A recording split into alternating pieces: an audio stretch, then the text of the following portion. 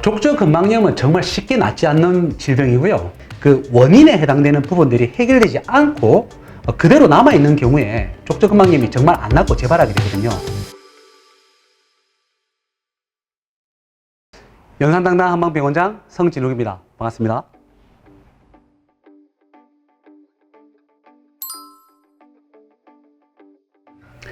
족저근막염은 과사용 증후군이거든요. 즉 발바닥에 있는 이 근막을 너무 과도하게 많이 쓴 겁니다.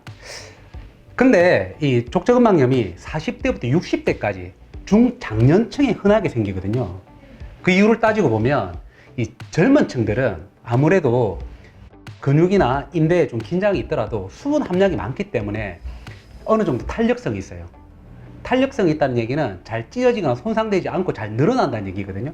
그런데 30대 후반부터 이 수분이 급격하게 몸에서 빠져나가기 시작하는 그 시기, 그때부터 족저근막염이 많이 생기기 시작합니다. 그래서 근육과 인대에 수분이 빠져나가기 시작하는 그 40대부터 60대 사이에 족저근막염이 많이 생기고, 많이 쓰게 되면 발바닥에 있는 근막이 찢어지거나 손상되면서 생기는 질환이 족저근막염입니다.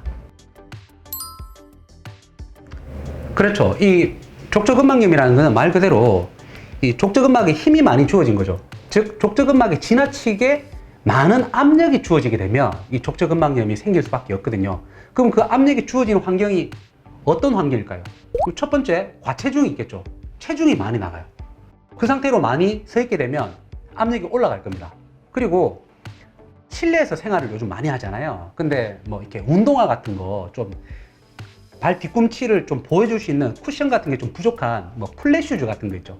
그런 걸 신는다든지 얇은 실내 신고 슬리퍼 신고 발을 끌고 다닌다든지 그러면서 발바닥 뒤꿈치에 너무 많은 힘이 주어진 경우. 세 번째로 족저근막 근처에 지방이 있거든요. 이 지방이 젊었을 때는 지방이 많아서 이렇게 쿠션 역할을 해주는데 나이가 들면서 이 지방이 자연적으로 점점 줄어들게 됩니다. 이게 줄어들게 되면 발바닥을 보여줄 수 있는 쿠션이 줄어들게 되는 거니까 족저근막염이 또 생길 수밖에 없어요.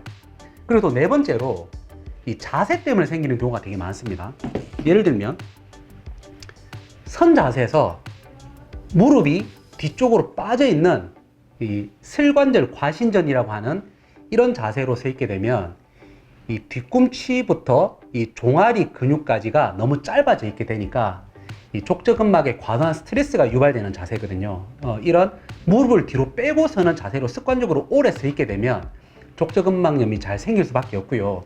그리고 무게 중심이 앞으로 이렇게 좀 많이 기울어진 자세, 즉 체중이 앞쪽으로 많이 기울어진 자세로 앞발에 너무 힘을 많이 빚고 서 있는 경우에 등부터 허벅지까지 그리고 종아리까지 전체적인 근육과 근막이 짧아지면서 족저근막염에 많은 스트레스와 부하를 주게 되면 족저근막염이 많이 생길 수밖에 없습니다. 이게 무게만큼 체중이 이렇게 많이 나가는 만큼 만약에 근육이 충분히 발달되어 있다, 앞뒤 근육 밸런스가 맞다, 그리고 어느 정도 근육에 탄력성이 있다, 이렇다면 아마 체중을 견딜 수 있겠죠. 하지만 내가 과체중이 된 이유가 뭐 운동의 부족이라든지 과식이라든지 이런 식으로 운동을 하지 않고 그냥 많이 단순히 먹기만 하고 운동이 부족한 상태에서 살이 찌게 되면 주변 환경들, 즉 인대나 근육이나 그런 조직들이 충분히 단련이 되어 있지도 않을 뿐만 아니라 이 근육의 탄력도 떨어져 있는 상태이기 때문에 체중 부하에 쉽게 노출이 되면 족저근막염이 쉽게 생길 수밖에 없는 그런 환경이 생기는 거죠. 살이 찌게 되면 발 주변에도 같이 살이 찌죠. 하지만 살이 찌겠지만 발바닥에는 압력이 높은 곳이기 때문에 내가 이렇게 상체나 허벅지나 골반에 살이 찌는 것만큼 충분한 지방이 축적되기는 어렵거든요. 그렇기 때문에 살이 쪘을 때 족저근막염이 생길 수밖에 없는 그런 환경이 생기는 거죠.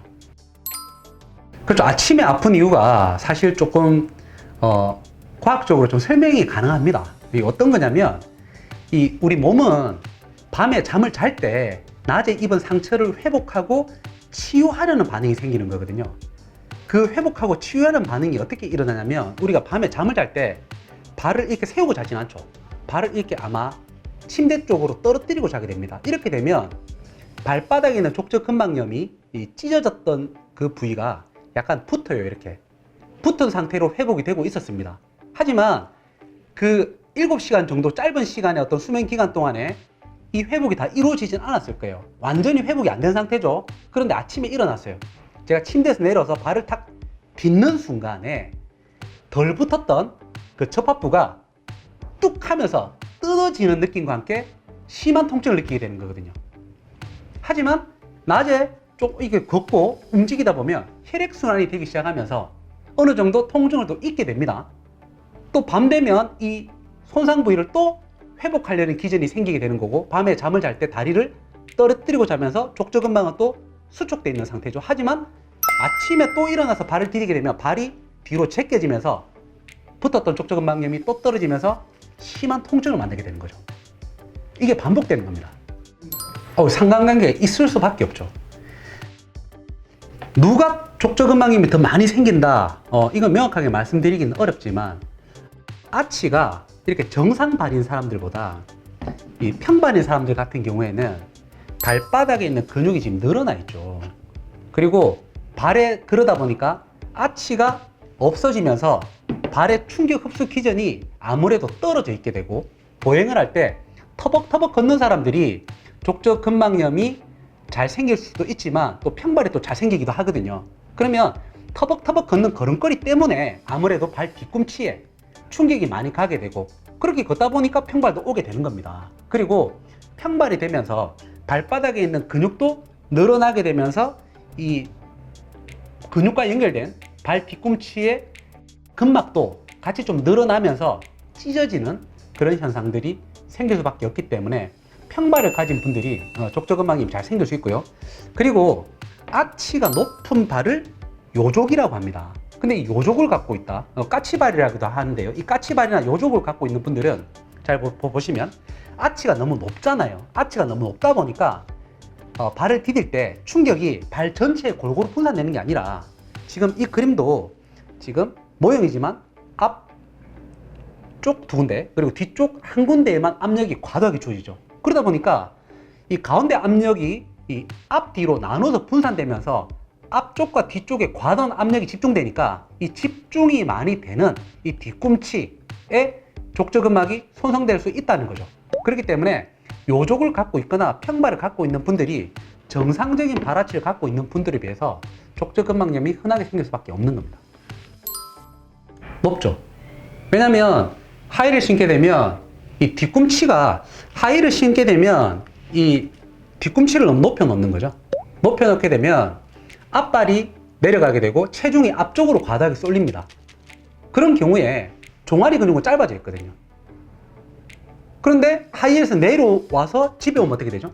종아리 근육이 펴지면서 이 종아리 근육이 늘어나야 되는데, 하루 종일 이렇게 하이를 신고 있다 보면 종아리 근육이 짧아져 있는 상태잖아요. 이게 빠르게 늘어나지 않거든요.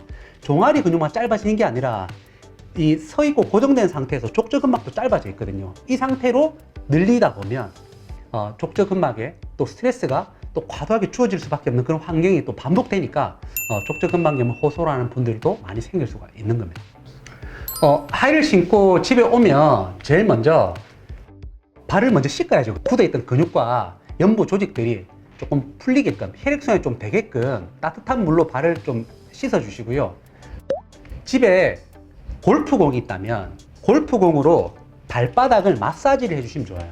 발바닥 마사지를 해서 발바닥에 긴장되어 있던 족저근막을 조금 이완시켜 주시면 좋고요. 그리고 이 짧아져 있는, 과도하게 짧아져 있는 이 종아리 근육과 허벅지 근육을 스트레칭 해주시면 좋습니다.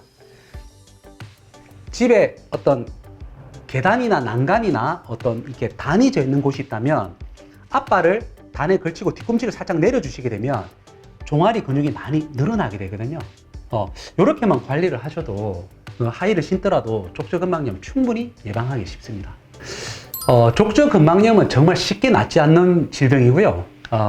단순하게 족저근막염이 있어서 만약에 체충격파나 이렇게 먹는 소형 진통제만 먹었을 때 가벼운 경우에는 낫는 분들이 있어요. 하지만 족저근막염을 몇 개월씩 앓았다 또는 몇 년씩 앓은 분들 보면 그런 치료를 다 했음에도 불구하고 지속적으로 재발을 경험하시게 되시거든요. 그러니까 이런 분들은 병원을 가서 이 치료 저 치료 하더라도 잘 호전이 되지 않기 때문에 어느 순간 걷는 걸 두려워하게 되고, 그러니까 치료받는 것조차 이렇게 회피를 하시게 되는 그런 분들이 제법 계십니다. 사실 제가 아까 전에 말씀드린 그 원인에 해당되는 부분들이 해결되지 않고 그대로 남아있는 경우에 족저근막염이 정말 안 낫고 재발하게 되거든요. 그 원인으로 말씀드린 게 그러니까 체중이라든지 보행 습관, 터벅터벅 걷는 습관이라든지 나쁜 자세, 즉 골반이 앞으로 너무 기울어져 있다, 무릎이 너무 뒤로 빠졌다, 이런 자세로 인해서 종아리 근육과 족저근막염이 일어날 수 있는 그 근육들이 짧아질 수밖에 없는 그런 환경에 계속 노출이 되신 분들은 보행과 중력에 의해서 계속적으로 악화될 수밖에 없는 그런 악순환의 고리에 지금 들어오신 겁니다. 그런 분들은 뭐 체충격파나 뭐 소염 진통제 같은 주사도 좋지만 종아리 근육을 적극적으로 늘려주고 골반의 위치를 바로잡고 장기적인 전략으로 보행까지 개선한다면 충분히 좋은 결과를 볼 수가 있습니다. 예. 당연히 생길 수가 있죠. 족저근막염 환자들이 가장 흔하게 겪는 부분들이 비만입니다. 비만. 못 걷잖아요. 활동량이 줄어들거든요. 그 살이 찔 수밖에 없는 거예요. 근데 살이 찌니까 어떻게 돼요? 걸을 때 더 아픈 거예요. 전에는 그래도 한 30분 걸을 수 있었는데 살찌고 나니까 10분 내지 20분밖에 못 걷겠다. 활동량이 줄어드니까 또 살이 찌게 되고, 그 스트레스 받게 되니까 더 먹게 되고, 그게 악순환의 고리에 또 빠져들이시게 되는 거예요. 그래서 제가 정말 권해드리고 싶은 거는 이 족저근막염 있는 분들이 살찌면 안 된다. 식단 관리 꼭 하셔라. 제가 그렇게 많이 권해드리고요. 만약에 한쪽 발에 족저근막염이 있다면 걸음을 어떻게 걷겠어요? 정상적인 걸음걸이가 잘 안 되는 거죠. 파행을 하게 되는 겁니다. 쩔뚝거리고 걷게 되니까 한쪽에 체중 지지를 많이 하게 되고 반대쪽은 족저근막염 있는 발은 체중 지지를 덜 하게 되겠죠. 이렇게 되면서 골반이 틀어진다든지 반대쪽 무릎이나 멀쩡한 무릎이나 발목 쪽에 부하가 많이 쏠리니까 이쪽에 근육통이나 관절통이 생기는 그런 문제들이 또 2차적으로 또 생길 수가 있겠죠.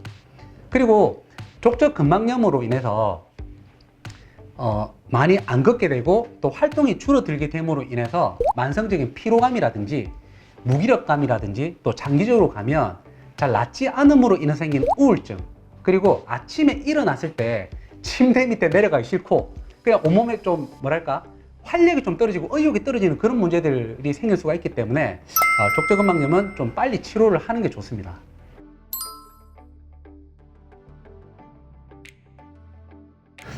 첫 번째로 족저근막염은 발 뒤꿈치에 뼈가 자라있는 경우가 많이 있어요. 그렇기 때문에 영상을 통해서 엑스레이를 찍습니다. 그래서 발 뒤꿈치에 뼈가 생겼는지 안 생겼는지를 먼저 확인을 합니다. 발 뒤꿈치에 뼈가 자라게 되면 족저근막 있는 부위에 이 연부 조직을 자꾸 자극을 하기 때문에 족저근막염이 낫질 않거든요. 두 번째로 초음파 검사를 해서 족저근막염이 실제로 어느 정도 찢어졌는지를 확인합니다. 실제로 족저근막염이 있는데 초음파 검사를 해보면 족저근막이 별로 찢어지지는 않았고 그냥 통증만 있는 분들도 있고요. 실제로 어느 정도 깊이 있게 좀 찢어진 분들은 치료 기간이 달라지기 때문에 초음파 검사를 하게 됩니다. 그리고 보행 분석 검사를 통해서 보행을 할 때 발 뒤꿈치부터 걷는지 그리고 한쪽으로 체중을 많이 싣고 걷는지를 확인을 하는 그런 보행 분석 검사를 하고요. 그리고 조각 검사를 같이 시행을 합니다. 조각 검사를 하게 되면 발 뒤꿈치가 들려 있는지, 그리고 평발인지 요족인지, 그리고 체중이 좌우 어느 쪽으로 쏠려 있는지를 육안으로 확인을 할 수가 있습니다. 그런 검사를 통해서 파악을 한 다음에 마지막으로 전신 체형 검사를 합니다.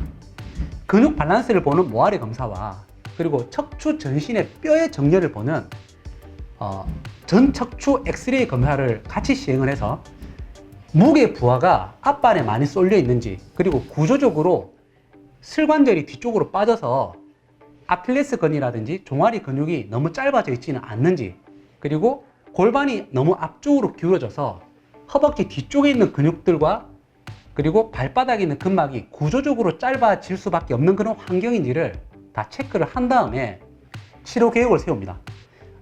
짧게는 발바닥에 있는 족저근막염을 회복시켜주는 그런 국소적인 치료를 합니다. 이때는 약침이라든지 봉침이라든지 주사치료 같은 거를 같이 겸하기도 하고요. 체충격파로 족저근막염을 재생시켜주는 그런 치료를 병행을 합니다. 하지만 만성적이고 오래된 경우에는 보행의 문제라든지 그리고 자세의 문제가 겸해 있기 때문에 추나 치료나 도수 치료를 병행해서 자세라든지 보행을 바로 잡아주는 그런 치료를 통해서 만성적인 족저근막염은 그렇게 치료를 할 수가 있는 겁니다. 족저근막염이 생긴 원인 자체가 발 뒤꿈치에 지나치게 높은 압력이 주어졌기 때문이죠. 그게 체중이 과해서든 내가 나쁜 자세를 갖고 있든, 하지만 체중과 나쁜 자세, 나쁜 보행 습관을 단시간에 고칠 수가 없기 때문에 단시간에 효과를 보기 위해서는 이런 족저근막염에 맞는 맞춤형 깔창을 사용하시는 게 도움이 되는데요. 맞춤형 깔창의 특징은 이렇게 아치가 있고 뒤꿈치에 충격을 흡수할 수 있는 특수 소재로 구성이 되어 있습니다. 뒤꿈치로 주어지던 압력을 이 중간에 있는 아치로 분산시키게 되면 압력에 분산 효과가 생기겠죠. 그래서 뒤꿈치로 압력을 줄여줄 수가 있고, 그리고 뒤꿈치에는 이 충격을 흡수할 수 있는 네오서브라는 특수 소재로 만들어진 충격 흡수 소재가 있습니다. 거기다가 뒤꿈치의 충격을 이렇게 발 쪽으로 모아줄 수 있도록, 그리고 발바닥에 모여있는 지방을 한 곳으로 모아줄 수 있는 이런 힐링이라는 소재를 사용해서 발 뒤꿈치에 있는 지방을 가운데로 모아주게 됩니다. 마치 우리가 치질이 걸렸을 때 본업 방석에 앉는 것처럼 손상된 부위를 보호해주고 그 압력을 주변으로 분산시킴으로써 손상된 부위가 치료될 수 있고 혈류를 집중시켜주는 그런 효과가 있는 거죠. 그래서 맞춤형 깔창은 본인의 발에 맞게 맞춰서 뒤꿈치에 주어지던 압력을 앞발과 가운데 아치 쪽으로 분산시켜주면서 또 뒤꿈치 족저근막이 부착되는 그 부위도 압력을 분산시켜주고 지방을 모아주는 그런 효과를 통해서 족저근막염을 효과적으로 통증을 경감시켜 줄 수 있는 그런 효과가 있습니다.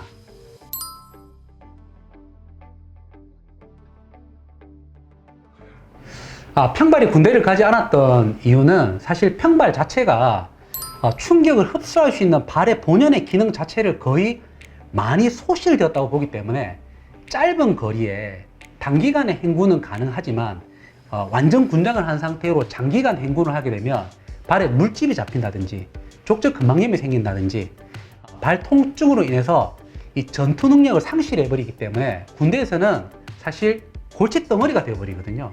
그래서 공익이라든지 다른 쪽으로 취사병이라든지 다른 쪽으로 빠졌는데, 사실 요즘에는 입대할 자원 자체가 워낙 부족하다 보니까 평발도 군대 다 입대시켜서 다른 보직을 주긴 하지만 실제로 평발 자체가 어느 정도 일상생활을 할 때는 큰 지장은 없지만 많이 걷는다든지 활동량이 늘어났을 때는 상당한 장애가 되는 건 사실입니다.